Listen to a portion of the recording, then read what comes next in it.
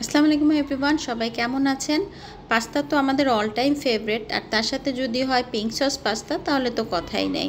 এখন আর এত কষ্ট করে এত দাম দিয়ে বাইরে থেকে না কিনে বাসায় খুব সহজে রেডি করে ফেলা যায়। চলেন রেসিপিটা দেখে নিই। প্রথমে প্যানের মধ্যে তেল দিব, তেলের মধ্যে বাটার দেব, আর বাটার দেওয়ার সাথে সাথেই আমরা দিয়ে দিচ্ছি আটা। খুব সামান্য পরিমাণে আটা দেব, খুব বেশি আটার দরকার নাই, এবং সাথে সাথে মেশাতে থাকবো, বাটারটাও মেল্ট হতে থাকবে। আর এটা একটু কষিয়ে নেব যাতে কাঁচা কাঁচা ভাবটা চলে যায়, কিন্তু রং যেন চেঞ্জ না হয়। হ্যাঁ, বাটারের কালারটা যেন পুড়ে না যায়, ব্রাউন না হয়ে যায়। এরকম পর্যায়ে আমরা দিয়ে দিব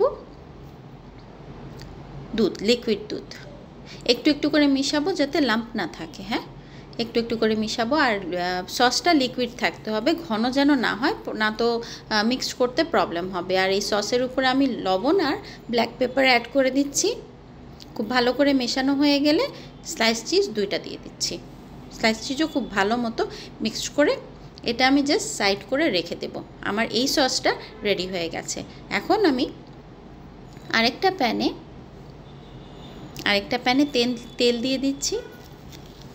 আর বাটার তো দিতেই হবে, বাটার দিলে আসলে টেস্টটা খুব ভালো আসে, এর জন্য আমি বাটারটা অ্যাড করি।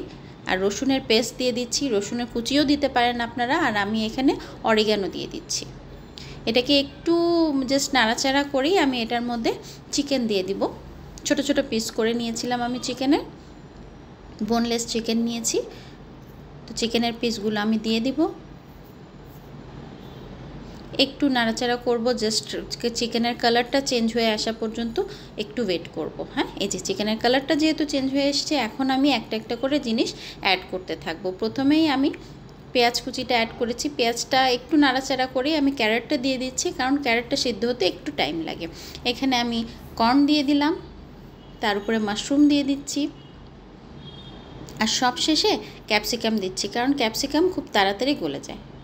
আর তারপরে টমেটো পিউরি দিচ্ছি, চিলি পাউডার দিয়ে দিলাম, black pepper, salt for test, and লাস্টে আমি টমেটো ক্যাচআপ দিচ্ছি।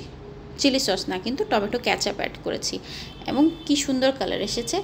একটু নরম হয়ে আসলে তারপরে আমি এই যে একটা সস যেটা রেডি করে রেখেছিলাম একটু একটু করে মিশাবো, পুরাটা একসাথে কিন্তু মিশাচ্ছি না।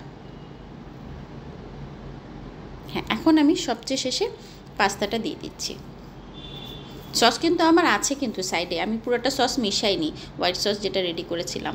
এখন আমি এই যে পুরা সসটা জাস্ট মিক্সড করে দেব। মিক্সড করে আমার পাস্তা একদম রেডি। দেখেন কি সুন্দর জুসি একটা পাস্তা হয়েছে। এই যে রেডি টু সার্ভ। এখন আমরা সার্ভ করে দিলে জাস্ট এটাই ফাইনাল লুক। কেমন লাগছে? খুব টেস্টি, ইয়ামি না? Thank you everyone.